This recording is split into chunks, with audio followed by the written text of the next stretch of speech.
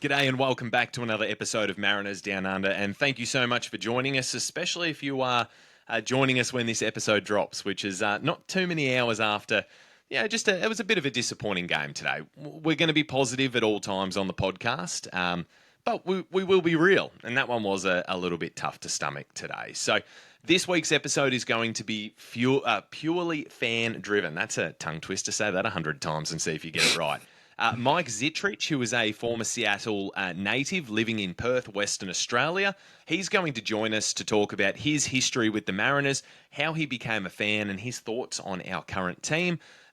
We are joined by Taylor Eichberger, who Ike was one of our first guests. He came up last minute, and very rarely does it work out with an Australian time zone, a game time, and an American time zone. And I thought, you know what? I do want to do live shows in the future. So Ike is joining us live now. We're going to wing our way through this, mate. Thanks so much for jumping on. How have you been? Pretty good, pretty good. Opening day was exciting. Opening day was, yeah, it sure was. Game two left a bit to be desired, but there's always tomorrow to bounce back, right? We put that one to bed and we move forward. So Ike's internet's a little bit here, there, and everywhere, so we're going to do our best to make our way through this. But I want to talk first about the Cal extension. So it's old news now, but it's big news, and it is good news. So Cal has inked a 6-year extension with the team. This was something that I was really hopeful for after he left Scott Boras. I know a few people out there that have a bit of a space have said, oh, I'm not sure how much, leaving Boras Corp played a role in this, but I really think it did. I think Cal has expressed his willingness to be part of our franchise, and it's $105 million, this deal. So, of course, you'd want to be part of a franchise that is paying you that much. This makes him the third highest paid catcher in the league. And when he's the best catcher in this league, getting him cheaper than others is an absolute steal. So this will buy out, I believe, his next 2 years and then his first 3 years of free agency. Amazingly, in this deal, he's been able to wrangle himself a full no-trade clause, which, as a fan, I love this. There's no deferrals, and it's a $10 million signing bonus. So the structure on this one looks like this year he's getting a straight mill.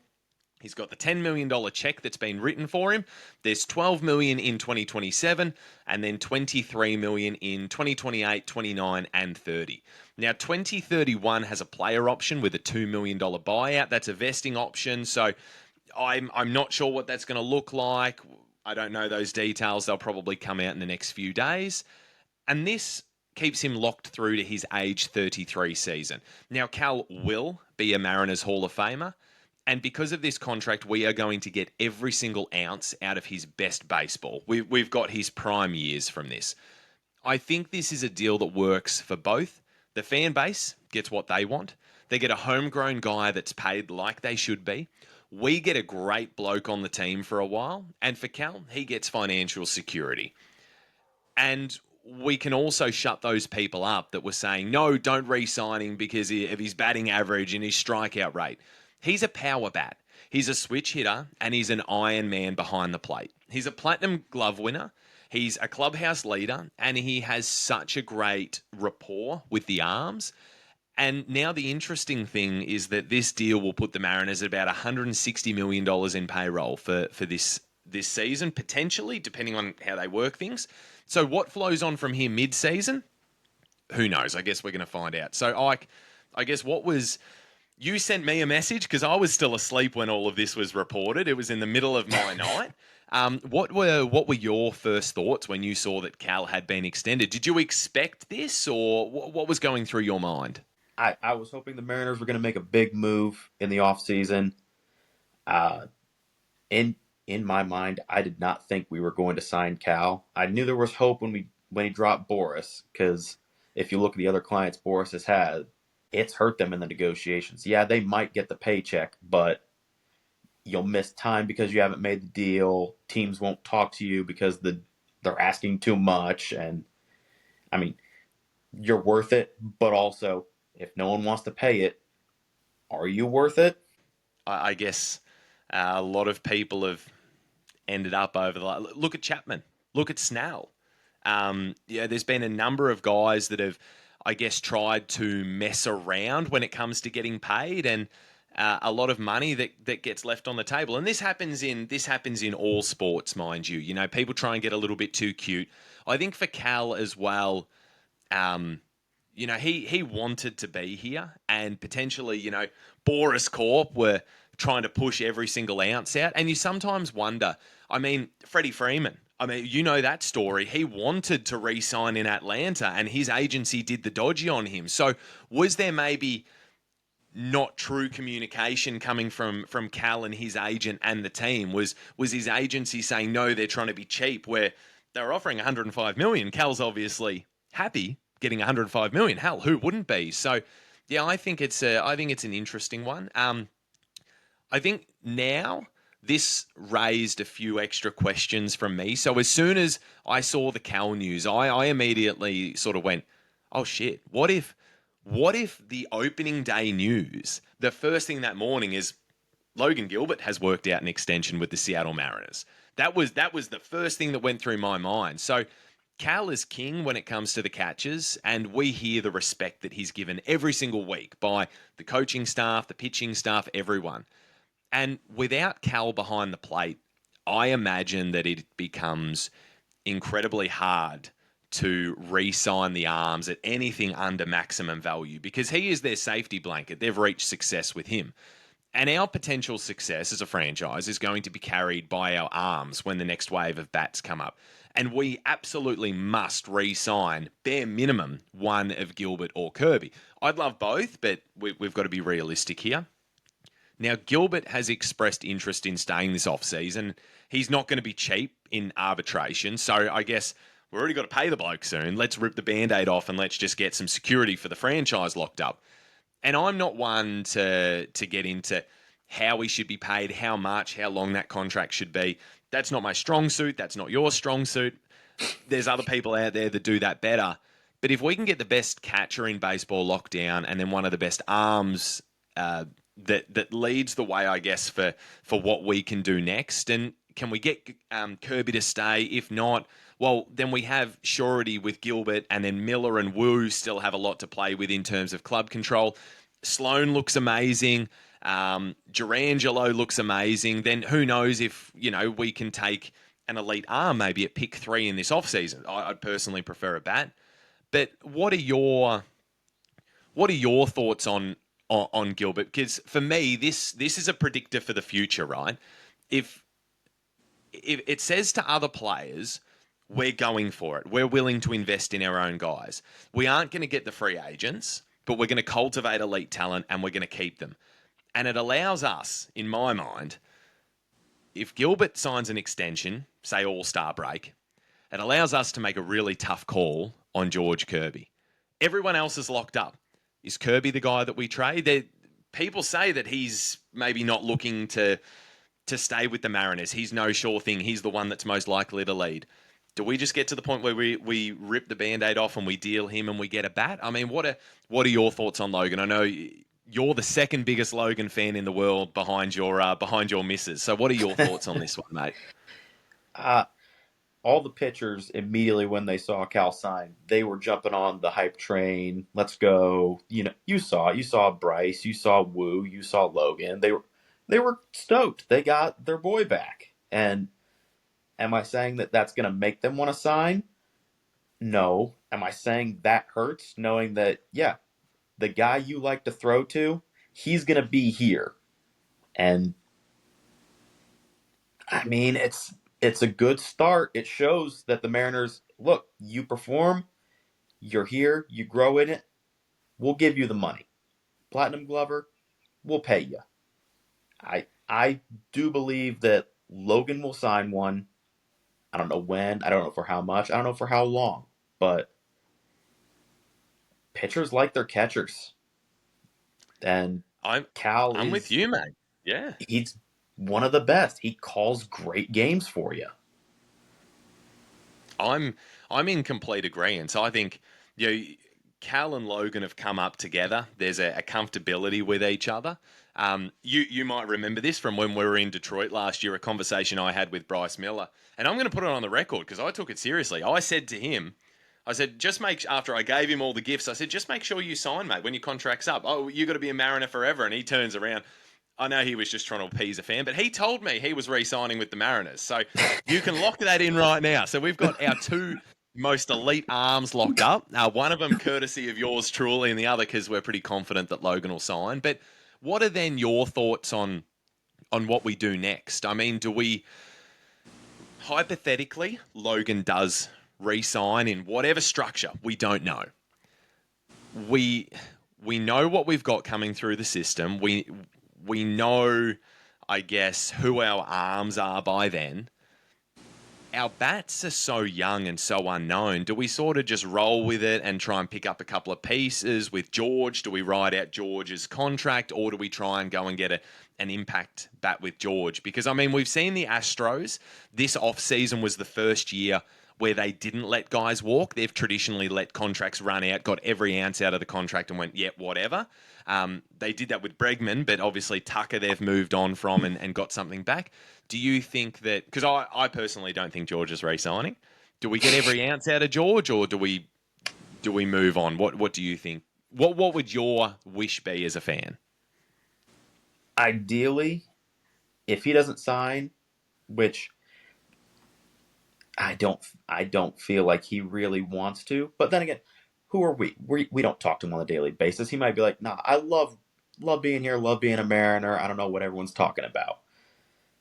If he's the one that gets dished, you need to think about what teams would need a number one, number two pitcher. Because that's what Mariners pitching staff is. It's number one and number twos in 90% of the organizations. Who has a good bat or two, maybe some prospect that we really like, that would be willing to make this deal. I like that, and it's not something that I could think about on the spot, because it also comes down to what we need. You know, are we at a point where, I mean, Ryan Bliss was a menace yesterday. Besides that little gaff at home plate, you know, he was a menace yesterday. What do we get out of Cole Young by the end of the season? Does Colt Emerson bolt up the charts? Are we able to, at pick 3, there's that Laviolette kid playing in college. You know, is he someone? I think it's way too early to think about a hypothetical return because we don't know what our needs are there. But I had the interview with Ryan SLOAN this morning, and he's on next week's podcast. So make sure you tune into that. That's a massive get for us. Like I was stoked. I was trying not to fangirl, but I had to catch myself. You know, physically, I've seen him pitch, and I'm not saying send him up to the major leagues. Like that's not what we're going to be. We're not going to be a silly podcast here. But like his skill is bloody incredible. And then when I was speaking to him, like I'm 30, I thought I was speaking to somebody that I went to school with. At 19, it was he has such a maturity about him on and off the pitch. So pitch, that's a cricket term. My God. Mound, off the mound. Oh my goodness, I'm going to have to give myself a thrashing after this podcast is done. That's sacrilegious. Goodness me. That, you know, is he ready? Where's Durangelo at? Because he's got a couple of years of age, you know, additional age on him too. I mean, if Logan signs, this just opens up the doors massively, doesn't it? It locks down your future ace, gives you the opportunity. All right, we got a pile of arms down through our minor league system. What do we like? What do we need? What do we see? You know, some of these people that are starters right now down in Arkansas or somewhere else, you could become a bullpen arm. I mean, it's not as flashy, it's not as glamorous, but I mean, you come in the 7th, you throw a perfect 7th, sit down there in front of the lineup. Mariners can win on that. We sure can. And I also think it comes down to, and I touched on it in last week's episode, it's just about having our guys. Like, you know, Logan is loved by everybody, and it just injects something into the fan base. I'm sure you watched opening day yesterday, but the 2 loudest cheers, neither of them were for Julio. And, you know, that's no slight on Julio. You know, that's my guy. But it was for Edgar Martinez, and it was for Cal Raleigh. Because there was that commitment to the fan base that Cal has just made that everyone appreciated. Could you imagine what the roar would be like the first time Logan Gilbert is announced out onto the mound if he signs an extension? The fan base would just go nuts. Oh, absolutely ballistic. It would be insane. So there's plenty, hopefully, to look forward to. We're going to look back at the first two games in a minute. If the podcast is a little bit rough, Ike and I are trialing some sort of live version. It's exciting that baseball is back. I just want to flood everyone's timelines with stuff, but it is really hard with the time zones and all that to make it work. So we are going to do some live shows in the future. We are going to have those shows where if people come on and engage in the conversation, we're going to give some stuff away. And on that topic, we've been doing a lot on the Instagram. So we announced our prize pack that went to Mike Dannison. So Mike took home a t-shirt. He took home a stubby holder and a key ring. He's actually an ex. I think off the top of my head, he's an ex Seattle native as well, and so that was awesome to be able to give something to him. And then David Looper, we gave 2 keychains to. So I'm just sorting out David's details at the moment. And then we've had the last couple of days some giveaways where for opening day, pick Julio's hit line, win a keychain. Today, Polo's hit line, win a keychain. Nobody picked Julio yesterday with what he put forward, but we had 4 people guess correctly today for Polo. So they went in a random draw, and one of our guys has taken home a keychain. His phone's been going nuts, so I'm assuming he's sending through his postage details as we speak. Tomorrow, Bryce is on the mound, Bryce Day, which means Oh, if I I'm know you're excited for that. I don't work on Bryce days. I got to the point where the first 2 years of my fandom, I did not miss a game. But now, obviously, with a 3-year-old, being a single dad, running 2 businesses, I am going to miss some. So now my rule is we do not miss Bryce days. We move heaven and earth to get a Bryce day. We don't miss Logan days. And we try very hard not to miss a Woo day. And that's no disrespect on Luis or George. It's just somebody had to fall. I've not met either of those 2 guys, so I don't have that rapport or relationship. But for Bryce, tomorrow we are going to be guess the amount of strikeouts, and you'll be taking home a Bryce All Aces keychain. We're going to do a giveaway for the first week of the season. And then from there, you and I were talking about we're going to do a freebie Friday. So every Friday, you and I might have a bit of conversation. We might pick a stat line, and if people guess that. So we've got keychains coming out. Oh, no, I can't really say what I want to say. We've got keychains coming out everywhere. I've got about 100 more coming in. We've got some Cals, we've got some Griffies, we've got Ryan Sloan's, Charlie Bielinson's, Josh Caron's. They're the 3 guests we've had on. We've got some Munoz's, we've got some Woos, we've got everything coming through. So there's going to be heaps of free stuff to give away. Now, this stuff does cost me financially. The podcast costs me to put together. This recording platform is about 500 Australian bucks a year. The keychains cost me per unit. The postage, because everyone that's winning them is in bloody America, it seems. It's costing me a fortune, but it's good because I enjoy sharing the love. So it's the time with that. It's the cost. It's the editing time, and also the gifts that we're giving our guests as well. I do this podcast my own therapy. The Mariners are good. It's actually cheaper than regular therapy as well, which is a which is a bonus.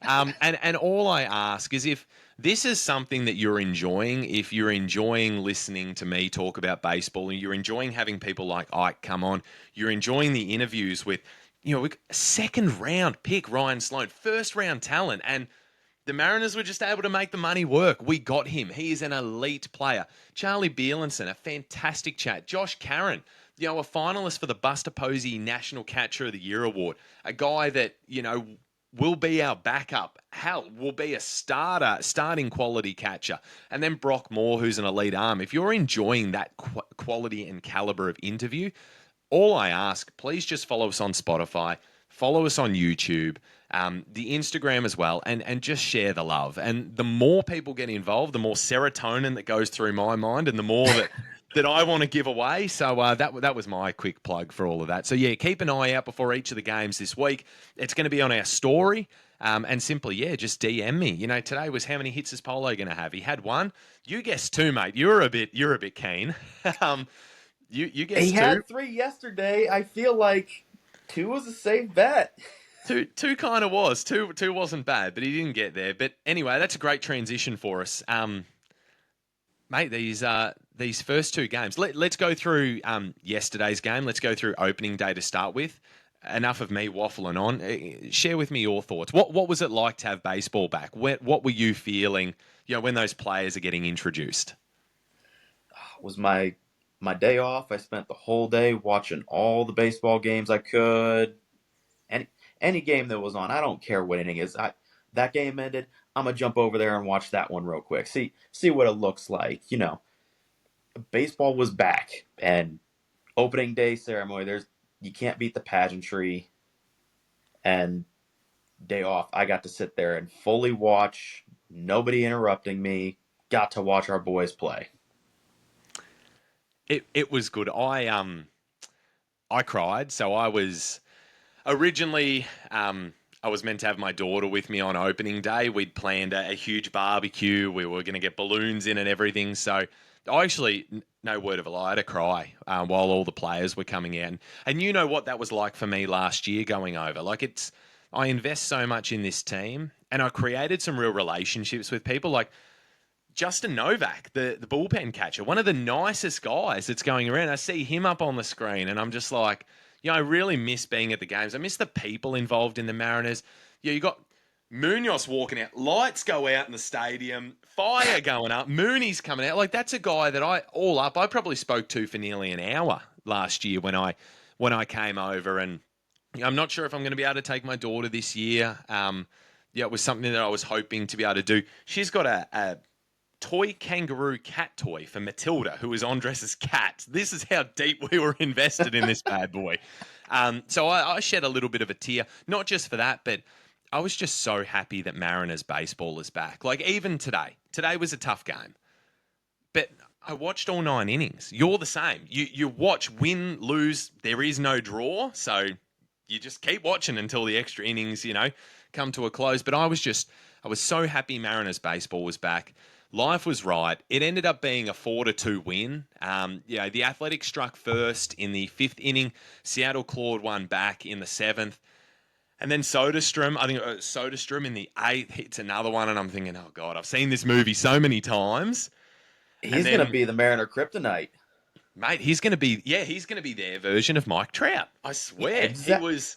Each of them have one guy, Jordan for the Astros. Yep. Who would be the Rangers guy? Oh. Who punches us on the Rangers? Look, to be honest, I sort of worry about the whole Rangers lineup. Like, that to me is like a Death Star of offensive baseball. I shit myself constantly. There's not really anyone that comes up that I go, oh yeah, no, we're doing okay. So yeah, I don't really have one off that. I can still remember our postseason dreams. Switch pitchers with Jordan at the plate. Watching the game, brother and mom are off, and then it happens. And then 2 seconds later, I get the text. How are you doing? Yeah. Yep.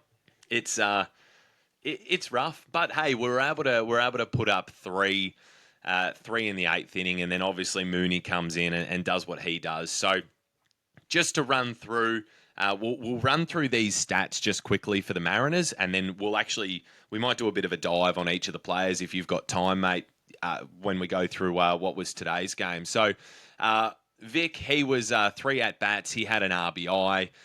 Julio had a walk and a strikeout. Cal, walk and a strikeout. Rosarena, 3 at-bats, 1 run, 1 hit, 1 RBI. That was that monster home run. You know what? It's my podcast. That was a fucking piss missile, mate, that come down. That was beautiful. That still hasn't come back into orbit. Yeah, probably don't. After games, these podcasts could be what I try to be professional because obviously we want the players to come on. But that was huge. I don't think Randy would mind me saying that. That was a monster. What is that marine layer they're talking about? I honestly, I thought Nelson Cruz was at the plate. Marine layer. What? I'm gonna smash through. That was so good to see him get one. Luke Rayleigh, he had a run, a hit, a walk, and a strikeout. Then Polo, we will touch on him later, so we won't dive too deep into this one. But 3 at-bats, 1 run, 3 hits, 2 RBI. Rowdy Telez, 2 strikeouts and 3 at-bats. Ryan Bliss, 2 walks in his 2 at-bats. And then JP Crawford, 2 at-bats, 1 run, 1 walk and a strikeout. So all in all, the Mariners had 5 hits. The home runs arose around 8th inning off Leclerc. And then Polo was also off Leclerc. So, it was. Randy's was in the 8th too. Sorry, it's been wild. Gracie hasn't been sleeping that well. Bliss had a stolen base as well. It was just a decent game. And then on the pitching side, Logan went 7 innings, 2 hits, 1 run, 1 error, 8 strikeouts, which was amazing. Gave up the 1 home run. So, the ERA at 1.29. Wow, we're going to read into ERA after 1 game. Trent Thornton came in. He had a hit and a run and an error with a strikeout, that hit being a home run. So he had 1 inning pitched, and then Munoz comes in, gives up a walk, takes a strikeout, and takes us home. So from a Mariners point of view, mate, what were your thoughts overall, without diving into a player individually, because we'll do that next, but what was your thoughts overall from opening day? Oh, it was classic Mariners performance. We're getting walks now. That's something that I didn't think I would see. Yep. What did we have? We had 7 walks for the game. 7 walks. We swing and miss a ton, or we stand there and watch it zip by. They're taking walks. I'll take walks. Damn right. Get on base. Just get on base. That's all that matters. And 7 of them was amazing. And then obviously to only give up the 1 as well to the Athletics. I mean, we're going to rely on getting runs and just lock down on the pitching side. So that was a positive. Obviously Soderstrom had the 2-run home run for the Athletics. There was nothing really else there. I was pretty impressed with Wilson, the shortstop for the Athletics. I mean, he looked pretty good. But besides that, I mean, everything else was pretty how you doing. Severino went 6 innings, 3 hits, 4 walks, 6 strikeouts. He looked, let's just briefly touch on him. We're not A's down under, but we are going to see Luis Severino a few times this season.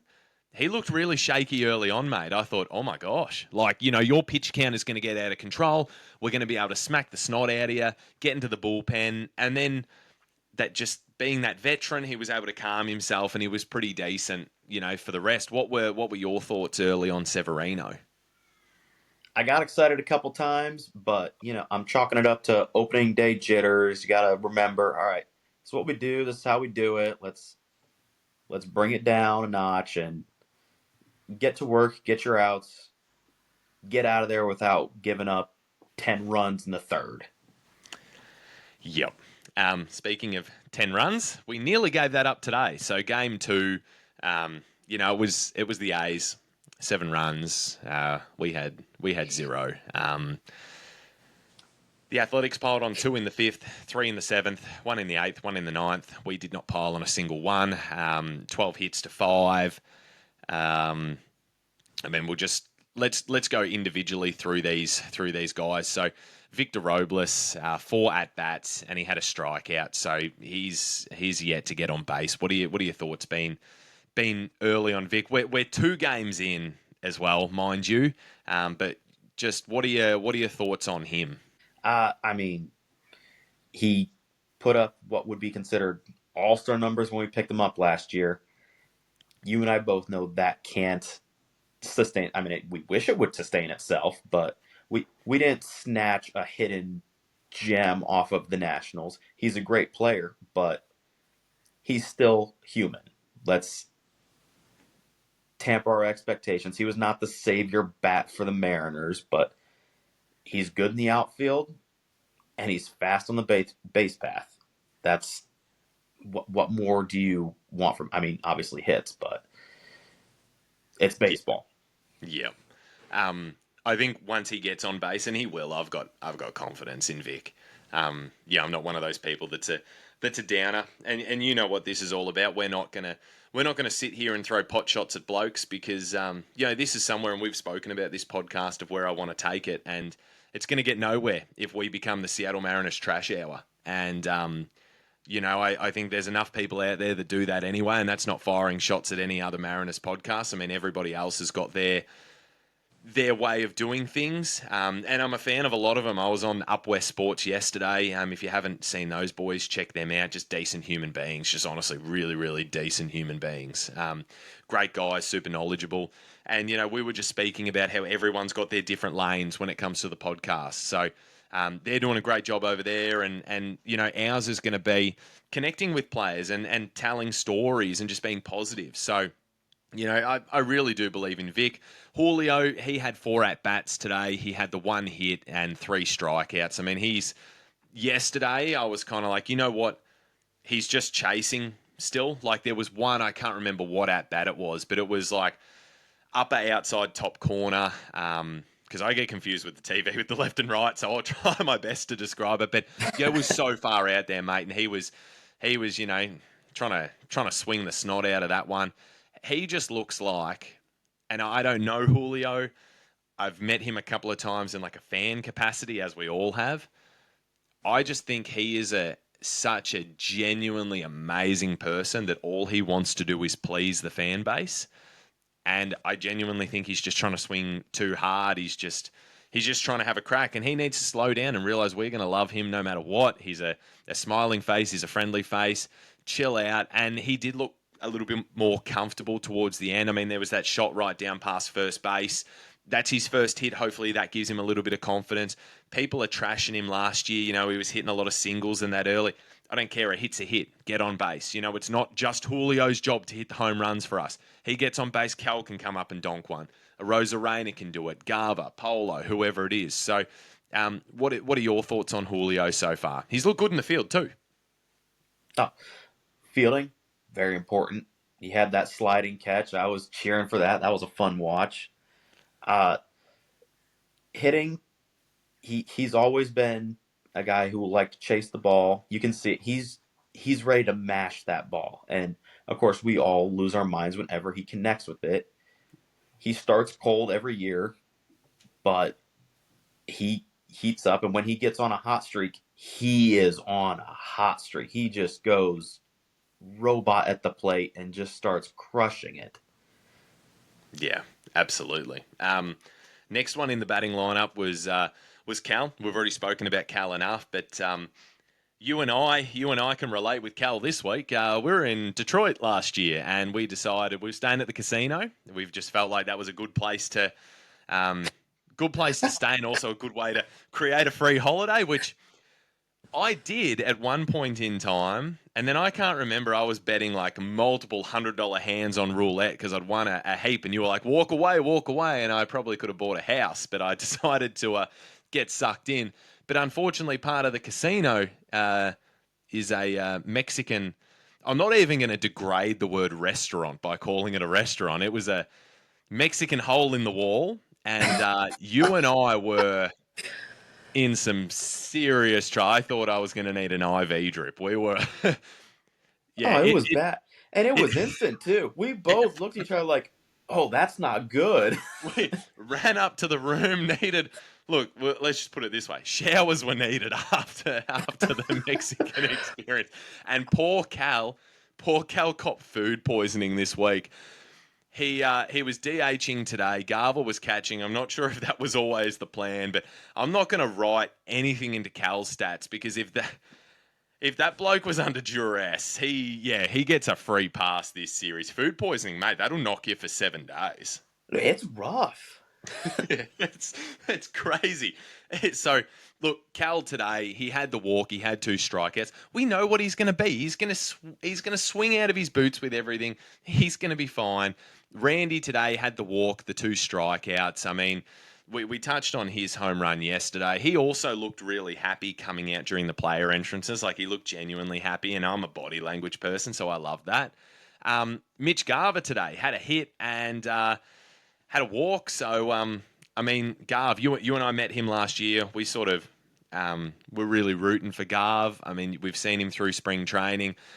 If I can ask you what you would like to see his role being. We know he's getting that round 12 million. We know he's very comfortable catching George Kerr because George is pretty, to the point. He's an easier guy to catch. Are you content with Garv being sort of once every 5 days catching and then filtering through the DH role, or would you like to see him do a little bit more and we rest Cal? What are your thoughts on Mitch Garver this season?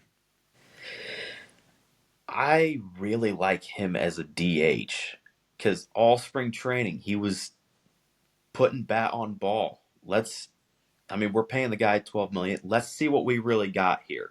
Because if he turns out to be one of those dark horse DH monsters that just keeps crushing the ball, we got to steal at 12 million. Yeah. But Yep. if he turns out to be okay, he's not in the ball. It's not working out. He's just a backup catcher for Cal. Give Cal a day off his feet for a game. We both want him to succeed, but I think we need to see a lot of plate appearances very early to see what we really have. Yeah, I was speaking about it with the Up West boys yesterday. Luke Rayleigh barely got a shake early last season, if you remember. Like he didn't get a look at, and then he ended up being one of our best bats for the entire season. I also liken it to Mastroboni, who came in and just picked up a hit in his first at-bat late in the game. Mastroboni was hot as hell through spring. Now, I get that quality players are quality players, but goodness me, I hope we ride the hot hands. Like, Garver has been in some form. I know after he missed a couple of games, he got hit on the hand and whatnot. It wasn't quite the same, but he's been in hot form. I'd like to see Mastroboni get a little bit of a run too. Like, just filter guys in that are playing well. So I'm with you. I was impressed. Polo today, he had the 3 at-bats, he had the 1 hit, and he had the strikeout. He's an outstanding human being. I've told the story on the podcast of me giving him the trading cards and him taking photos with everyone walking off and coming back out and going, "Oh, you wanted a photo?" Like, he's just an outstanding person. Yesterday in the first game, he looked exceptional at third base defensively. Today, early on, looked exceptional again. And then there was just that. And look, everyone's going to have errors. Even Gold Glove guys are going to have errors. But, he came in to field that ball when we gave up the run. I can't remember exactly when it was in the game because I was watching the game while I was playing Princess Dollhouse Unicorns with my 3-year-old Gracie. So I couldn't make notes today. I've got to remember it all off the top of my noggin. But, it just seemed like either he was trying to spend the ball before he got it. He lifted up. Now, whether he didn't get down low enough or whether he was trying to spend it before he had it, that error was a bit of a killer there. But what have your thoughts been on Polo so far? Every podcast has drove it into the ground, but they're like, how's he going to do at third base? They're all terrified about him being at third base. He's been in the league a while. He's seen some hot shots over at second, so he knows how to handle a fast one coming at him. I'm perfectly happy with him at third base. I think all the fears were unwarranted, and until proven otherwise, I will stand by that statement. Yeah, I'm with you. I think I got nothing wrong with it. We had Josh Rojas last year, who was an exceptional glove, but we really lacked some bat there, and I'm fine if Polo was 3/4 of the glove that Rojas is. We get the extra bat. I'm not even going to bother to read out his average and OPS because we're 2 games in, but you and I might have this discussion, say 20, 30 games in, when we're starting to get quite a few. We've got 100 or so plate appearances. We should know who he is by then. We saw Donovan Solano. Speaking of guys that we'll judge in a few weeks, we saw him for the first time. Donovan's a guy that I just haven't had enough time to really dive deep in, but everyone that I've heard speak about him is like, no, he's just a guy that puts the ball in play. Today he did have the 3 strikeouts in the 4 at-bats. So him at first base, I know Tellez struck out twice yesterday. Are you okay with what they seem to be doing, which is Tellez and Solano, and then I'm assuming Luke Rayleigh will rotate in the outfield. Are you fine with those guys sort of alternating? Are you more Tellez? Are you more Solano? Would you just prefer Rayleigh sits in there and we just run the outfield guys into the ground? What's your thoughts with that? I saw Tellez a little bit when he was playing with the Pirates last year. He hits home runs. He has power in his bat. First base is a tricky position. Not necessarily skill wise, but do you go for Gold Glove performance, or do you just get a big guy who's going to mash a home run when you need one? Yeah. I like that we got options over there. If both of them turn out to be an absolute bust, at the bare minimum, we know, all right, Rayleigh, you're up. This is your spot. And if we're feeling, you know, froggy on a day, we can put in one of those two guys and have Rayleigh go play in the outfield, give someone a day off. But having options at first base, we don't know what we really have. It's game two. What Yeah. we can't judge anybody. No, it's way too early, and this is the hard part with content. It's for those podcasts out there or those guys that are trying to go for hot takes, you're just going to end up shooting yourself in the foot. All we can do is we can just talk about what we see with our eyes. And what I saw with my eyes today with Luke Rayleigh was late came in for a pinch hit, and that was to a lefty. Again, I don't know where my stream's going. It gets funny at times. Sometimes I don't have sound. Sometimes it whatever. I don't know whether they just don't like Australians or what it is. But I'm pretty sure that was against a lefty. I didn't have sound at the time on it. And before anyone thinks I'm a pirate, no, I'm legitimately paying for MLB TV and I'm getting a subpar product. So that's another story.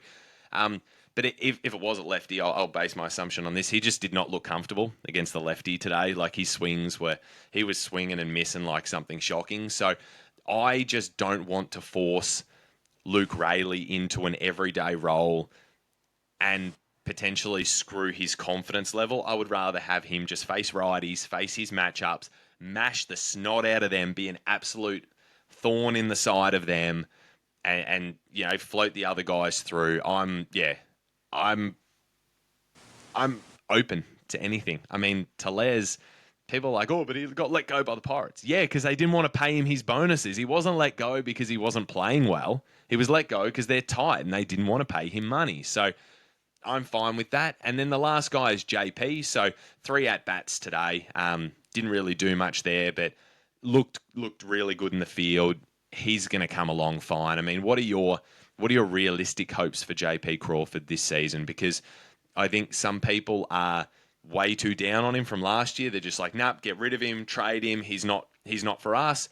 And then other people are thinking, oh no, I can get that 2023 year again. And I think somewhere in the middle is where JP is. I think he's an outstanding player. He's an outstanding human being, and he's going to be a great player for us for still quite a while. So what are your thoughts on JP?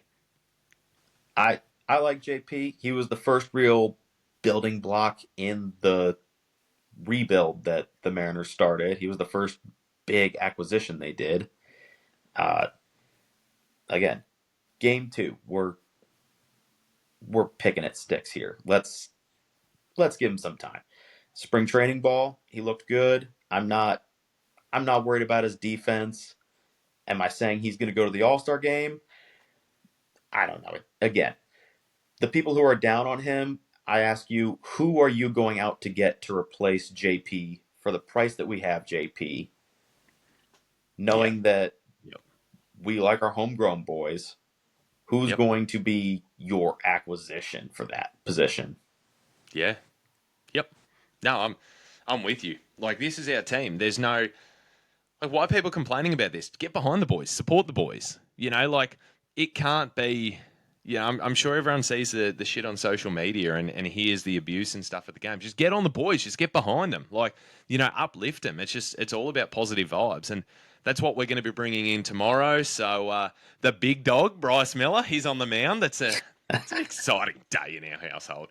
It's so strange. Like I can talk Bryce all the time, and then when I met him face to face, I didn't even know what to say. I was like, I've got all these questions, and I'm just like, yeah, mate, yep, got this for you. Yep, see you later. Like he's just He's just such a funny bloke. Like that video today in Cal's press conference. Like what a unit. What a unit. And he's such a good player. And I don't want to come out, with any hot takes. Oh, Bryce is going to be this, Bryce is going to be that, because I don't need hot takes. He's just a guy that I just thought was insanely cool when I saw him pitch for the first time. And then the second time I ever saw him pitch, I just went, holy shit, this guy's got some stuff. I'm stamping it early. I am the Bryce Miller guy of Mariners content creation. No one was on earlier than me. He's on tomorrow, which is great. What's what are your hopes for Bryce for the season? And then what are you hoping for tomorrow? Like, obviously, we're hoping for a win, but is there anything individually from a player? Like from Julio, are you hoping for? Listen, even if we don't get the hits, let's just cut down on the strikeouts. Let's just start to make some contact because eventually that'll find the gaps. What are you thinking for this next game? Bat to ball. Do I want home runs? Yeah, that'd be great and fun to watch. That makes for good baseball. But if I can just see you're at least fouling off, get the pitch counts up, drive out their starters, show me that you're seeing it well out of the hands. And so, like you said, sooner or later, you're going to square that one up just right, and it's gone. And we're going to hear the horns go off. Oh, yeah. So that's at 9:40 Seattle time. I'm on my phone now, and this is the great part about having another guest, because we've got no notes for this. We're just going. So this could turn into a very long and drawn out podcast. I'll have to put the start time for our guest in there just in case people want to listen. So that's 12:40 p.m. So it's a lunchtime game for me tomorrow, which is pretty handy. I do appreciate that. And then we've got one more against the Athletics. That one's my Monday, so your Sunday, and that one's starting at 7:10. Oh. You know what? I'm not going to work the morning. I'm going to watch that. So that's Brian Wu. It's great to have Brian for the start of a season. Obviously, he was dealing with some elbow inflammation to start last year. So we're 2 games in. We're 1-1. We've got 2 to go. What's your bold prediction, mate? Are we looking at 2-2? Are we looking at 3-1? Are we looking at 1-3? Where do you think we finish by the end of this? I'm hoping for a 3-1. We know Bryce dishes. We know Wu has just that prettiest fastball thrown ever. Yep. And I'm hoping that that's enough to throw the Athletics off their game. Yep. So I'm just having a look now, because the next 3 games we are facing the Detroit Tigers, who you and I watched live last year, and that was a tough one for us. So yesterday, Scooble copped the loss, actually. So, they were a 4-5 loss to the Dodgers. Did that one go to extra innings, did I see? Do you know off the top of your head? Something went to extra innings. I think it might have. I know today's game went to extras. It didn't. No, it didn't. Yeah, didn't go the extra innings. So Detroit actually had 9 hits to the Dodgers 7. And then today's game for the Tigers, looking at them, it was a 5-8 loss. So that one went to extras. That went to the 10th. There's not really much there. You'll be happy to know that Baez struck out and didn't get on base. Surprise, surprise for that one. But I mean, when we look towards the Tigers, and again, there's no point of sitting here and going, oh, this player's having an up year, this player's having a down year. We look at Detroit. We've got them coming in for 3 games. They're a pesky side. We see all the time teams have a bit of a run, get comfortable with what they've got, believe in their youth, don't really add too much. They did bring in Gleyber Torres. What do you think about the Tigers? Do you feel comfortable? And what's your early prediction? Because I'm just putting this podcast out genuinely. I'm trying to get it about once a week. But it's just when I have time, we might have multiple a week. It might go 10 days with one. So, without really having all the information in front of you, what's your early guess for that? I know we beat them in Seattle last year. I'm hoping there's a bit of a chip on our shoulder and we just absolutely beat the snot out of them. I know that the Tigers will have a chip on their shoulder because they've now dropped 2 to the Dodgers, who I think are going to win 162 games this year. Yeah, there's my hot take. It's possible. I mean, it's not possible because baseball's like the ultimate even out sport. But I know what you mean. Like they just look like, yeah, they look like the evil empire, don't they? Oh God. Yeah, they're crazy. So, do you? Yeah, I guess. I guess we're just gonna have to wait and see. Honestly, we're gonna have to wait and see. And a lot relies on health too. Like you never know what happens in the next couple of games. So before we wrap this up and get into our interview, I'm gonna put a little Easter egg in because it's hard with Spotify and I'm not good with computers. But the Instagram has been a very, very slow uptake for us. The subscriber numbers for Spotify have been a very, very slow uptake. But the number of people listening is like insane. It is like 3 times the amount of people that are following us on Instagram, which is incredible. I don't know how this is happening. And I don't know how long you're all listening for. So I'm going to put in this Easter egg here. So if you're listening right now, if you've stuck through all of Ike and Mai's waffle, I have a Colt Emerson Bowman First keychain, and I have a stubby holder for you. If you are still listening right now, go over to our Instagram page, send me a screenshot that you follow us on Instagram, send me a screenshot that you have subscribed to us on Spotify, and send me a screenshot that you have subscribed to us on YouTube. It's all Mariners Down Under. Now, the YouTube, I've just been putting up the audio side of things. It's just been too hard. Like it's just me and Gracie. I'm running 2 businesses. It's been too hard to do the videos. That's why I haven't really been on the Blue Sky or the Twitter. But send me a message with those things. And the first person that does that, I'm going to send you that keychain and that stubby holder free of charge. If no one messages me, I'm highly likely to cry. But if you have listened, thank you so much because it really does mean the world. It's been a rough trot on a personal level for, the last month or so. And this podcast, with having the guests on, has just been a real lift that I needed. And seeing everyone want to get around this so much has it's really kept me going. It's been the podcast and my daughter's life that's kept me going. So I just want to give back to everyone. So if you are listening right now, jump in my DM straight away. The first person that does it, that stubby holder and that keychain. And Ike, you can't you can't message me. I know you've been getting in on the how many hits per day. I'm happy to send you stuff for that. But I'm over here pulling it up right now. exactly. Well, mate, thank you so much for joining me, giving me your input. We're going to try and do this as much as possible because it is just more fun with another person doing this. I don't want it to become dry and monotonous.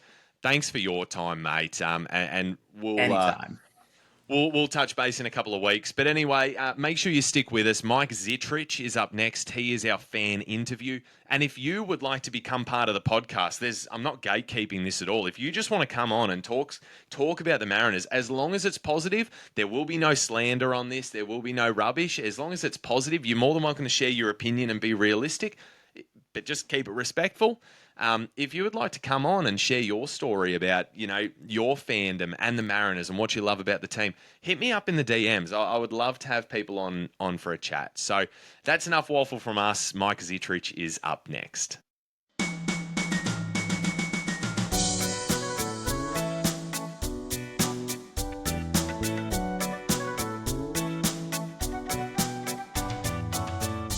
Welcome back to Mariners Down Under. Today's guest sees the return of our fan interviews, and we've pretty much just put the word out there to get on-the-ground word from Mariners fans on their expectations for the franchise this season, as well as the stories on how the Mariners came to be in their lives. Today's guest is an ex-Seattle resident who now calls Australia home and somebody who has a longer history connected to the team than I do. So I'm excited to chop it up with him and hopefully learn a thing or two along the way. He's, of course, Mike Zitrich. Welcome, mate. Thank you for your time, especially on a Sunday afternoon, because this is God's time here in Australia. Yeah, no problem, Nate. It's a pleasure. Yeah, I think Nick Sears tagged me in the first episode and been listening since. It's just awesome to have, this kind of content down here, for people like me, from the area talking Mariners baseball. So what more could I want? It's good because we're few and far between. But that being said, I've there's guys in Brisbane, guys in Melbourne, guys in Sydney. Everyone's messaging and everyone wants to get together and do something. So I'm not sure how we're going to facilitate it, but Yeah. yeah, we might have to do an online watch party. But I mentioned you're originally from Seattle, so can you tell me about your time there? How long were you there for, and how on earth have you ended up in WA?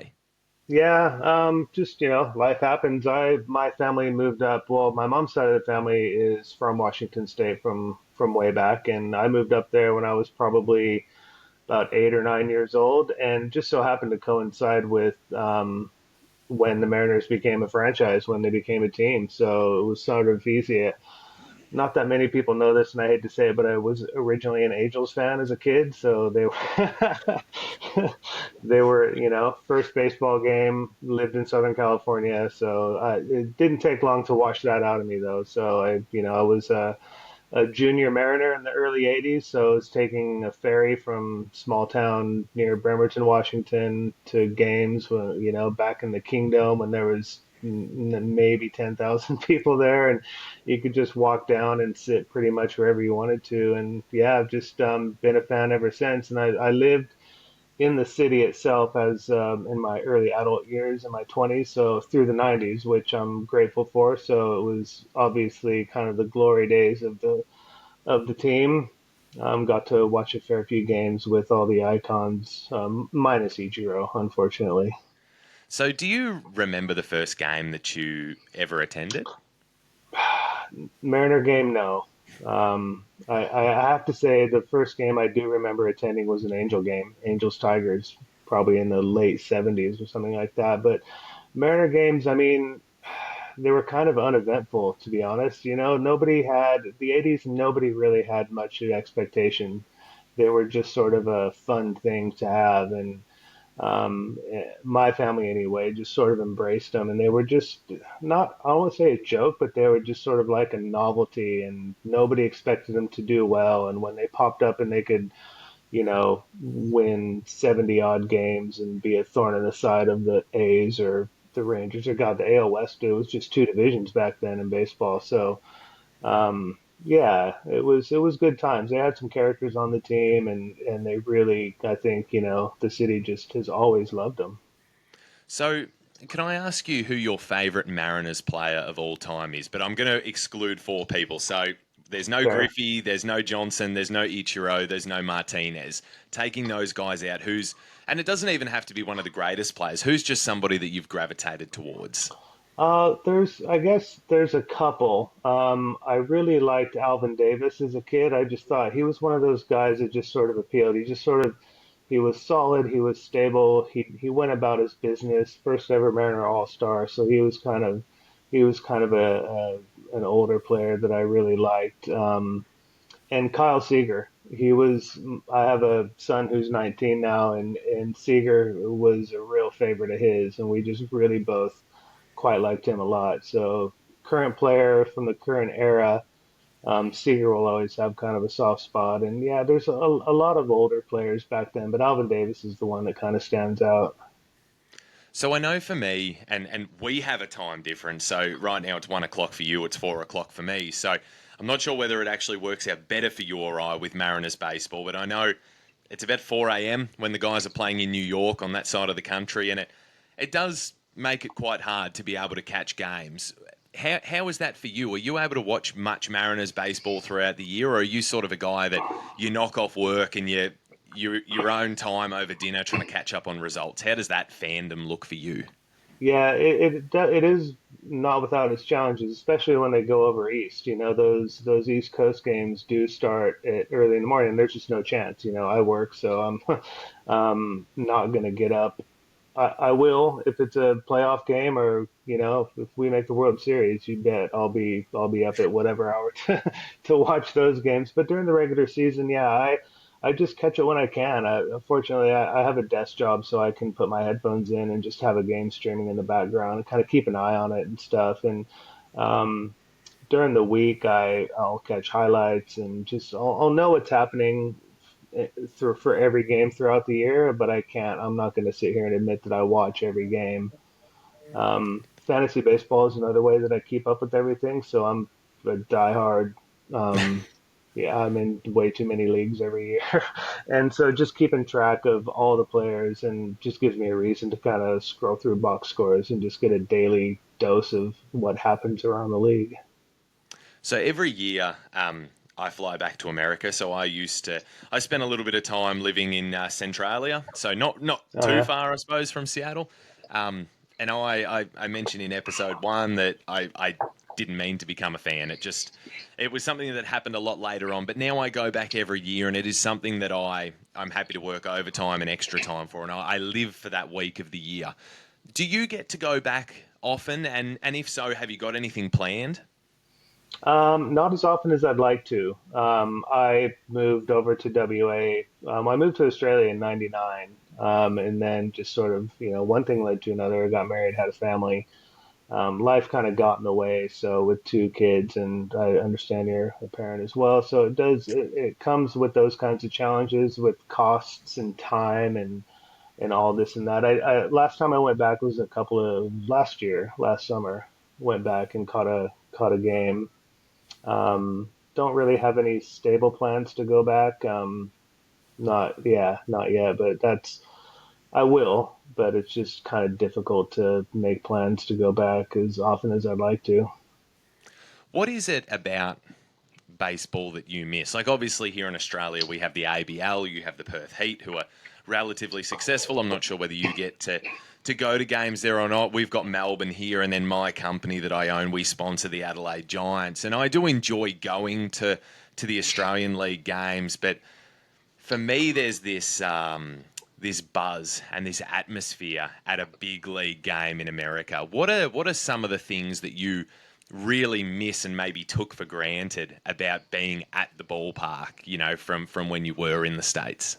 Yeah, for sure. That's a great point and a great question too, because like I said, I lived in the city. I don't know if you're familiar with the layout, but I lived near the Seattle Center, which is just on the other side of town from where the stadium is, and it's really like a 20-minute bus ride, straight down to the stadium, and it was just so close. But I look back on that, and I took for granted that it was right there, and I could go whenever I wanted. We went to my friends and I. We would go to virtually every.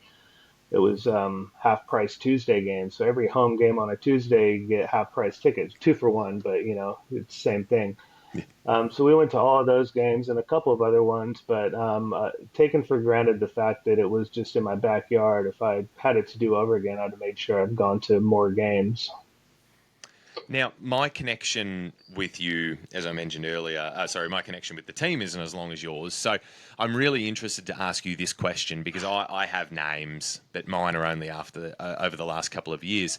Has there been a player during your time as a fan that you have really struggled to get around and support, even though they may have been a hyped prospect or they may have been a big name signing, but you really struggled to create I guess, a relationship with them as a fan to a player because of either their performance, their attitude, or who they are as a person? Has there been anyone from the Mariners that you've had that with?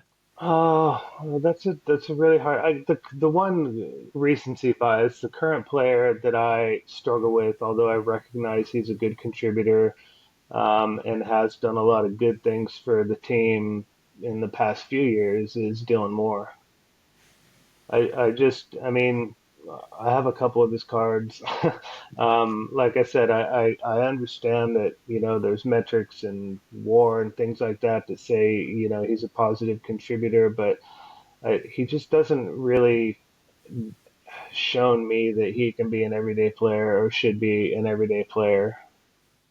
I think he I think he gets overexposed. I think that he just gets run into the ground, and I think that he is, and tell me if you think I'm correct here or not. I think that he's good enough that they sort of go, oh yeah, righto, Demo will take care of that. But the Hmm. reality is he just isn't that everyday player, and it seems to be that maybe Ryan Bliss has won that second base job this spring training, and I don't know about you, but I actually feel really good about Bliss taking that because I think Demo as a utility guy is fantastic. And I think someone was telling me his stats actually out in the outfield are fantastic compared to the infield. So, I mean, you're happy with him as a utility guy, though? I think so, yeah. If he's obviously going to be on a team because I think they gave him a couple of years deal last year, maybe or the year before, and I don't think there's any plan on not having him be a part of the team. He's a great kind of utility knife to have on the bench, like you said. He can fill in just about anywhere, but I think and he's probably a good pinch runner option, maybe a defensive replacement if just I don't know. I think our outfield is going to be pretty good defensively, so he might not see a lot of that. But coming in off the bench and filling in for guys who maybe if there's a split situation like righty lefty matchup situation that he can come in and hit against a lefty, I'd be happy to see him in. But yeah, that's just I think I don't mind him on the team. I just was really not happy about the prospect of him having an everyday role as part of the starting nine. This next question is the one that I've been really keen to ask you. So I tried to ask another Mariners fan this, and they turned around and said, "Oh, I found the team during COVID." So they actually probably knew a little bit less than I did, which was a shame. So if we look at our pitching staff now and the development that's occurred and that natural process of okay, we draft bats, we draft arms, we draft bats, and now with the last draft with Durangelo, sorry, I always mess that Yeah. one up, and Ryan Sloan, we're going back to arms. If we look at how good our starting rotation is, and then we look at Kyle Lewis, Jared Kelnick, and Evan White, do you think that maybe their inability to, through all different reasons, remain with the team and turn out that potentially cost us a real World Series window? Yeah, it has definitely been frustrating, and there's been a lot of talk about why people can't hit in Seattle, whether it's the air, the batter's eye, this or that. And now I think it's just gotten to a point where it's just pressure. People come in and they think, oh, I got to be the guy. I have to prove that I can hit here, and whatever happens, happens. But yeah, it's definitely been frustrating in the recent era. I guess it's the entire Jerry Dipoto era.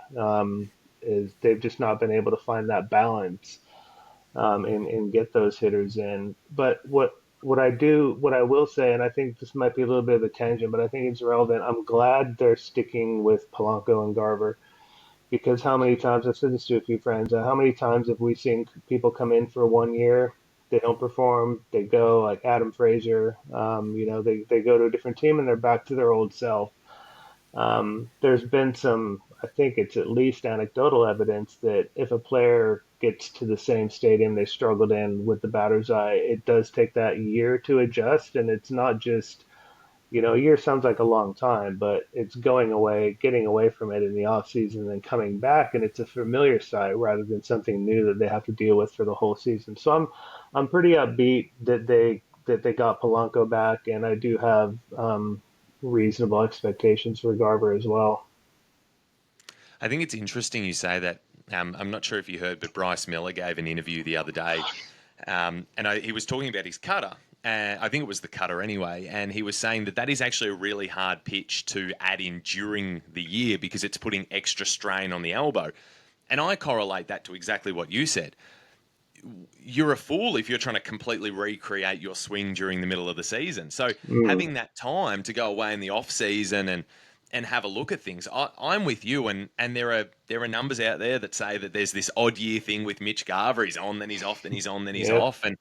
And Polo, I mean, we're looking at a guy that was probably the most underrated infield bat in all of baseball, and then suddenly falls off the face of the earth. And you just have to watch him last year. He wasn't moving well. So maybe that knee really did play a big part. So I'm with you. I don't think that's an outrageous thing to say. mm, I would like to talk prospects for a quick second. So there is a lot of hype right now about Colt Emerson. I've bought into it with baseball cards and signed bats and everything. And I had to catch myself there for a second because we're going a little bit too crazy. We're not going to know for a couple of years what he's going to turn into. In your time of being a fan, has there been a prospect that you were really high on and you were sure was going to be sort of the next big thing that didn't pan out? um, I think I don't know if this counts as a Mariner prospect, but it was a trade back in the day, the Cliff Lee for Justin Smoke trade. I was super pumped on that because everybody else was. Like the whole industry thought that we got more than we deserved. There was other players involved, I think, too, but Smoke was such a highly touted prospect when he came over, and then obviously just didn't pan out. And that whole era, in fact, is probably where the answer to your question lies because Dustin Ackley was part of that. Even I think Chris Taylor was Yep. up and coming back then and didn't do a whole. He was a useful player, but obviously, we gave him away for nothing, and now he went and had a successful end of his career with the Dodgers. It Um, hurts. It hurts to see Mate as well. yeah, That's a tough one. I mean, look, you don't know what's going to happen, but yeah, there's some tough yeah. ones out there to swallow, aren't there? Your version of Emerson for me was Jonathan Clase. I was Yeah. huge. I was a big fan of his. I'm in a crazy fantasy league that has minor league spots for all 30 teams, so it's the deepest league you can probably imagine. So Yep. I just load up on Mariner prospects that I think are good. So it gave me a reason to kind of see what he was doing. And there's a great, I'm sure you probably know, but a great Twitter follow called Mariners Miners. Yep. Yep. He's awesome. That guy's just Fantastic. amazing. Yeah, he does so much good work. Um, and yeah, so I followed his career quite closely, going up through single A and then to double A, and I thought I was just primed for him. He made his debut last year. It wasn't amazing, but I don't think anybody was expecting him to come in and set the world on fire. But I was kind of gutted when we traded him to the Blue Jays. And it was for Yimi Garcia who pitched like for 2 days for us, re-blew I out his know, elbow, and then he's bloody signed back there again. So I yeah, know, I didn't we get know. jibbed on that one? Yep.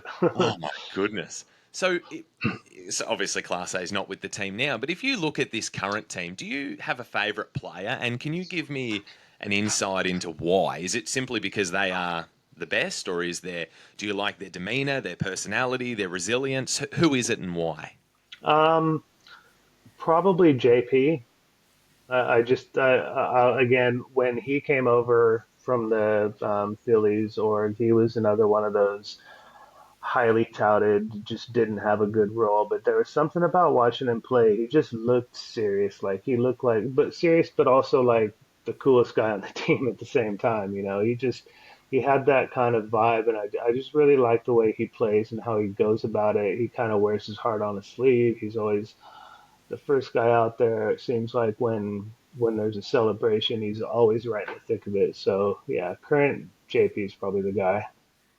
Now, obviously, the Mariners are the only team to have never featured in a World Series, and I apologise to everybody listening for bringing that up because we're all aware. But Yep. you've been a fan for a long time. I'm not expecting you to have a silver bullet answer here, but I sort of would like you to run with this conversation for a minute and just break down to me why you think that is. Because we look at a lot of the Mariners have been around for a while now.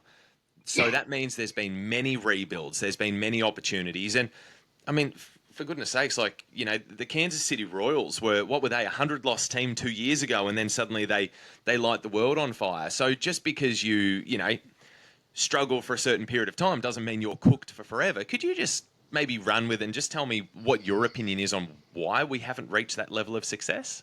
Yeah, there's probably a lot of really good answers to that question, and it dates back to the '90s. Lou Piniella wanted a bullpen.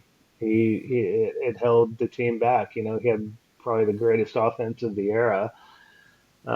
Randy Johnson, and a handful of other good pitchers to back him up. Jamie Moore was there the whole time, and the management would never get him the pieces that he wanted. Um, I think the 2001 season was just bad luck. I think they were the best team, obviously, in the league, but I think I don't think it surprised anybody that the Yankees beat them in the championship series because of the 9/11, and the world just seemed to need the Yankees to be in the World Series for whatever reason. Not that that's an excuse, but I think it was just bad luck. And I think this current century, the 2000s, it's down to just bad management decisions. Um, Post Ichiro, post that 2001 season, Just they didn't make good decisions. You know, Bill Bavasi gutted the farm system, traded for nothing, and Eric Bedard that one year. You know, we had Felix Hernandez, probably won't make the Hall of Fame, even though it would be amazing if he did. You know, he's probably two good seasons away from having done that. But I think they just haven't made the right decisions to build a team, and they've settled for mediocrity for too many years. There were some comments from Justin Turner. I'm sure you saw them. Yep. And his comments were, I want to break one lot of them down, that he believes that Jerry Dipoto gets, a little bit too much flack because for him to make moves, he has to effectively be very creative to create, cap space. So that to me, or to the average person, points to ownership and the amount of money that's available. Um, do you, uh, I guess, do you feel that it's all coming down to money from the front office, or do you feel, because in my time I'm still yet to see a big prospect get traded, and I feel that okay, maybe this off season prospects weren't the desired commodity, but come on now, you can blow somebody out of the water. Do you feel that it's not just the money, it's the front office failing to really just have a crack? Because I don't think we're going to have a better opportunity than what we have now. We have a number 5 starter in Brian Wu that would be a number 2 in a hell of a lot of franchises. Do you feel that it's not just the money? I think it's both, to be honest. I think I like Dipoto. Like I won't, I'm not afraid to admit I'm supportive of his. I think he does a pretty good job. I think he's done a great job at working with what he has. But like you said, he is a little bit hesitant to just dip into that talent pool in the minor leagues and make a big deal. Although I don't know, he got Castillo for a couple of nice prospects. Um, and but yeah, coming into the last couple of years, they could have been doing more. And I think this last offseason, it highlighted ownership's lack of willingness to open the pocketbooks and really kind of go do something meaningful. There weren't like a there were some significant bats that they could have got. I was really like Cody Bellinger was a guy that I would have been happy to see come across to Seattle. I know a lot of people probably don't agree. I wasn't really a pro Pete Alonso guy, but there were a few. I can't remember exactly right now who all was available, but there were a handful that just sort of, by the time January rolled around and we had done nothing, I was thinking, well, Christ, what's the point? It was getting, especially when Walker signed with Houston, and there were reports coming out that they were sort of trying to have the stars align in a perfect way to get Walker, and it's so hard to know because they seem to be a pretty tight-lipped organisation as well. So you Mm, don't really know what's happening. And like you, I'm a fan of Jerry Dipoto purely because of what he's been able to do on the pitching side. It's not finding one or two gems; it's finding gem after gem after gem. And yeah, I think that, yeah, you're not going to be perfect on everything, right? And he's done a pretty good job. So leading exactly. leading into that with what we have and what Jerry has put together, what are your realistic goals and expectations for the team this season? I'm kind of on board for them winning the West. I think it's achievable. I don't think anybody says they don't have a chance. I think even the projections have them at like a 35 to 40% chance. But when it was all said and done, like I just said, I was down on the team. Like in December and January, I thought, dude, we're not doing anything. We had Dylan Moore at second base and nobody at third base, basically. It was just terrible. But then getting Polanco back when it happened, I thought that made a lot of sense, and I was happy that they did. Solano's going to make the bench better. He's a good guy to have, and I really think at the end of the day, the Dan Wilson effect and the fact that this team just looks like they all love each other. Like there's just such a good vibe happening throughout the entire clubhouse. And I think that's probably part of the reason why they didn't trade Castillo in the end because they could have got something for him. At one point, I've said this to a lot of people. I was surprised that we didn't take Yoshida and Cassis for him because I thought both those guys would have fit in nicely to what we had going on. But it's almost as if right now he wanted to keep that cohesion together. And if you look at all their, I'm sure you've seen their commercials, Yep. the Yep. they just you just can't you can't trade for that. You can't make that happen. And I think right now this team is a singular mind. And Dan Wilson's great. He's been a fan favorite, as I'm sure you know, since the '90s. I don't didn't really know much about how he is as a manager, but they see him as the anti-service. And I wasn't against service, but I think he was one of those guys who's kind of caught in between management and players. And I think Wilson's just a players guy. And he's going to I get back. They're going to run a ton. I think they're going to Yep. probably be in the top five stolen bases this year. They're going to bunt more. They're going to get back to just playing to their strengths, which is finding a way to win by scoring 5 runs. There's been a lot come out about just how overcomplicated the hitting was last year with Brant Brown and Jared DeHart, I think it was as well. And Yep. we saw when Edgar came in, Julio looked a hell of a lot better. Everyone looked a hell of a lot better. So Mm, I think you're right. I think this team is built on vibes, and so far we've had 3 players on. They've all been minor league players, but I do believe that vibes are an organisation thing that go from top to bottom and bottom to top, and everyone's been fantastic. And every year when I go over, everyone's fantastic. So uh, I think you throw a little bit of winning in there, and I think that's a team that can seriously yeah. get. If they get hot at the right time, I wouldn't want to be facing us. What sort of team can go, do you know what? Luis Castillo, Brian Wu, head to the bullpen. Like in Yeah. a 3 game, in a small series, what you're not going to beat us. We just need to make No. some sort of contact. So, yeah, I agree with you. I think the West is well and truly achievable. Exactly. And if you look too at like Polanco, I'll go back to him because he could very well be one of my favorite players on the team. I've always been a fan of his. He got off to such a crappy start last year, and even on a bad knee in that second half that you just alluded to, or not quite the second half, but the last maybe 6 weeks, he started to look like the player that we all thought he would be, but it didn't show up necessarily in the box score because, or in the stat line at the end of the year. Because if you spend 3 quarters of the season hitting 200 with 500 OPS or something like that, and then you do 6 weeks of what your normal is, it's not going to make a difference. And I think people get hung up on everything that he did last year instead of looking at the fact that he was starting to kind of come back. And honestly, him and Garver, if they can each hit 230, 240, which is league average these days, and seven something OPS, I think that would have given us 5 more wins last year. I agree. I think one interesting thing with Polo, and um, you're one of the only people I've spoken to that is willing to speak about him because there is this negative connotation about him. And fantastic guy, and we, like you said, the track record's there. Fantastic player. He had other options out there. There was the Hmm. Yankees and the Astros, but he chose, and a few people have said this, he chose to come back to us. He chose to come to a hard park to hit in.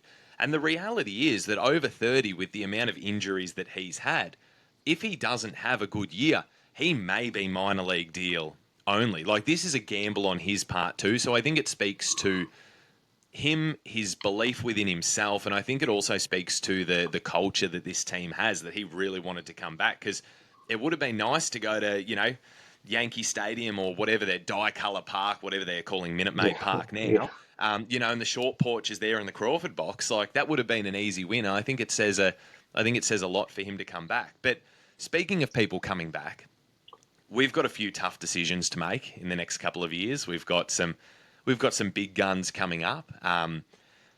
When we talk about Cal, people go, well, maybe they just run him into the ground and get the maximum team value out of that contract. Obviously, that would break our hearts as fans. George is one that people think is, some people say, is gone anyway. And Logan, I mean, the guy's going to command money because he is just incredible. But if we look at those guys that are due, do you sort of, as a fan, have a priority list of who you would like to see us keep? Because we're not going to keep all 3.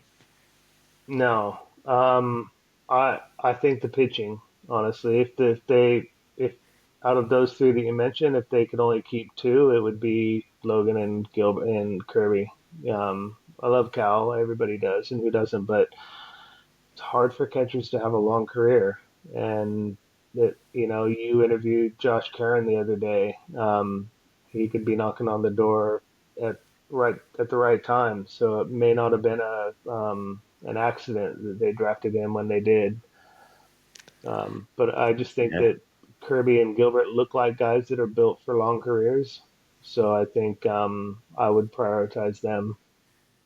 I really like Karen, and then another interesting one is Harry Ford is still on the roster, so Yeah, I'm wondering. I mean, he's been swinging a hot bat, and there's been a lot of talk about where does he go, and I'm just uneducatedly spitballing here, but I mean, I haven't seen a lot of Luke Rayleigh at first base this spring training. Like I noticed I that just too.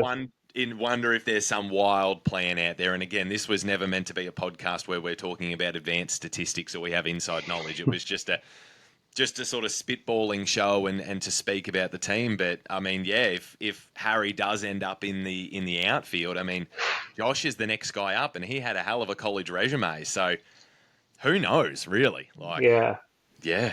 yeah. There's a lot that can happen. I mean, Rowdy. I hope he makes the team. I think he's a good chance for a guy just to come out of nowhere and hit 30 home runs. Yeah, I think so. I mean, if Daniel Vogelback can smash some in T-Mobile Park, Rowdy Tellez sure as Exactly. hell can too. And like you say, if not, Harry Ford could be the guy. He could be coming up, and I've heard rumors that he's more suited for first base than catcher anyway, and maybe outfield. So he could be, yeah, kind of a mirror image of Luke Rayleigh.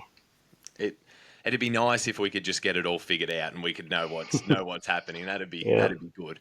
Now, when I started this, I was very I spoke to a few people and I said I wanted it to be very, very player friendly. I enjoy speaking to players, and the only way that that's going to continue is, we speak positive about the team. We're realistic about the team, and we can obviously air our grievances. But, I didn't want this to become like so many other Mariners podcasts are, where it's just shit cannon Mm. players in the front office at all times. So I guess if I could have a censored version from you or just a plea as a long suffering Mariners fan to the front office and ownership about what this team means to you and what this team means to Seattle and why they should do more than they're currently doing. What if you had that town hall podium for 5 minutes with John Stanton there and Jerry Dipoto and the other minority owners? What would you say? Um, please do something. No, I Yep. mean they have an opportunity like that whole region from the beginning. I think we started off and I was talking about this is just embrace the club. It's always the region can be one of the great baseball cities in the country. They're just ready for it. And Seattle as a city is starved of champions. As you probably know, there's been one for the Seahawks, one for the Sonics back in the day. So it's a sports mad um, state, and it's just ready for it. And there's such an opportunity right now to just coalesce it. And if they're looking at money, they will absolutely smash it if this team becomes a championship contender. They're already in the top 10, I think, of attendance, even with mediocrity. So if they're looking at a regular kind of ongoing 90 to 95 win team, then they'll have packed stadiums. There will be casual fans around the world who will jump on the bandwagon because they got a superstar that just commands attention with Julio. Um, any kind of uh, success will pay itself back tenfold, I think, to the club, and they just have an opportunity to kind of galvanize an entire region around this team. And I don't, they may not realize that a whole city is just waiting for this team to be good and will just embrace it like probably maybe a bit of hyperbole, but like no other city can. And it's such a growing area too. Where Mm. that Seattle and I was speaking to somebody else about Phoenix. Just exploding and they are really sort of being slept on at the moment. So you're gonna have more people involved, more bums on seats, and I mean they do well on revenue so far. Imagine if you can hang a pennant up there. You know, it's Yeah. just gonna go wild. Um, I like to finish up with the same two questions for every guest. So, the first one is that you're having a dinner party and you can invite four people. Two need to be current Mariners players, and the other two can be anybody that you want, dead or alive. Who's coming to your dinner party? Whew, that's loaded. I think anybody who doesn't give Ichiro's an answer is probably wrong. Let's just say. And because of that, I would have to have Griffey. It's just because having it would be like a vibe between the two of those guys. They're great friends. It would be just such good fun. And fun fact, I went to high school with Griffey's wife. We're from the same Okay. town, so Yep. yeah, no, she was, I obviously don't know her, but really nice person. Griffey he's just a cool guy, and him and Ichiro would be fun to have. Um, God, who to pair with him? That's a hard one. It is. Yep. I would go. One person I'd really like to meet that I haven't met, who's passed away since then, is a author named Kurt Vonnegut. Um, Major big influence in my life. Nice person. I think you'd actually probably have good times with Griff and Ichiro. And I would bring my brother because he's a huge Mariner fan and he's life of the party kind of guy too. So that would just be a fun foursome. Well, at least you included family the first time. We had a guest, and I will allow this person to remain anonymous. It wasn't one of our players. I'll put that there. There was another one of our guests, and we finished recording, and he goes, "Oh shit, I forgot to invite my girlfriend. Can we re-record that?" So we had to redo it. So I'm glad you included family the Yeah, first time. that's hilarious. Um, Redo. and finally, who should we have on the podcast as a guest? And keeping in mind, whoever you mention, now you might know this person and be able to help us secure it, or you might just simply shoot them a message. But who would you recommend that we have on, and who could you help us get? Who could I help you get? I know, the first episode your first episode was with Nick, and the card industry over here is pretty fun. There's a lot of good, people in the industry or in that kind of hobby, I guess. There's a couple of guys who I'll message you about who's connected to a lot of Australian players. I think he lives in Adelaide. He's a really nice guy. Actually, there is a guy who I know, another guy I went to school with who used to be a beat writer for the Mariners named Corey Brock. Okay. I can flick you his Twitter handle if he's still on there. He was I think he was with The Athletic, and then they went through whatever changes they did a couple of years ago, and they dropped him. I think he's a really nice, super knowledgeable. He was in the booth a bunch with some of the guys as a beat reporter, so I might be able to send him a message and see if he'd talk to you. He'd love him. He's a Mate, really yeah. that'd be fantastic. All this was just giving everyone a platform, because I did feel that with a lot of podcasts, and not just Mariners ones as well, it was people were obviously wanting you as a subscriber, but it was an exclusive club, and it was only Mm, their opinion that mattered. And I wanted to break that down where everyone's opinion is valid, and we just want to talk to people. We just want to find out how you became a fan, and we just want to talk Mariners. But I did lie. I'm going to have one more question, because you've mentioned okay. cards a couple of times, and I've tried Yeah. not to make this a card show because I'm in it. But Yeah. some of your biggest pieces of memorabilia or biggest cards, just off the top of your head, what sort of the crown jewels in your collection?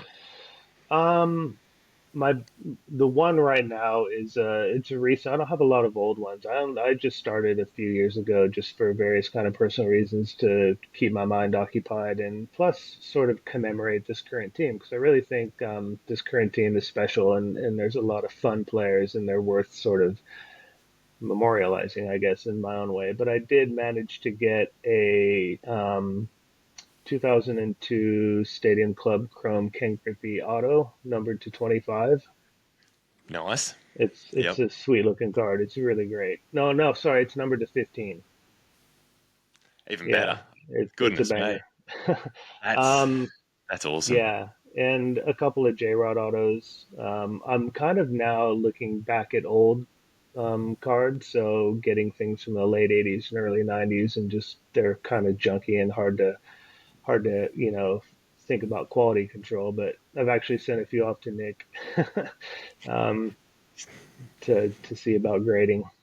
He's the man. I'm sort of I hate to say this, but if the card industry was ever to crash, I am ready to swoop because Yeah, right now the price on them is just I it's can't ridiculous. justify it. I can't do it. Well, but Yeah. mate, this was a blast. We're gonna send you some stuff. So off the interview, I'm gonna grab your address. We'll send you a stubby holder, and I don't know if you've seen, but from Red Llama Collectibles, we got these little key rings done up in I did see the those. baseball Those are great. cards. So Yeah. I'm gonna send you a couple of those because the podcast it would be pretty boring if it was just me talking all the time. So people to Mm. give up their own time sort of makes my hobby worth it. So really appreciate your time, mate, and thank you so much for coming on. Yeah, no, it's a pleasure, man. I really appreciate it. And again, like I said, it's awesome to have this kind of content down here. So yeah, look forward to it throughout the season. And yeah, watch party, sign me up.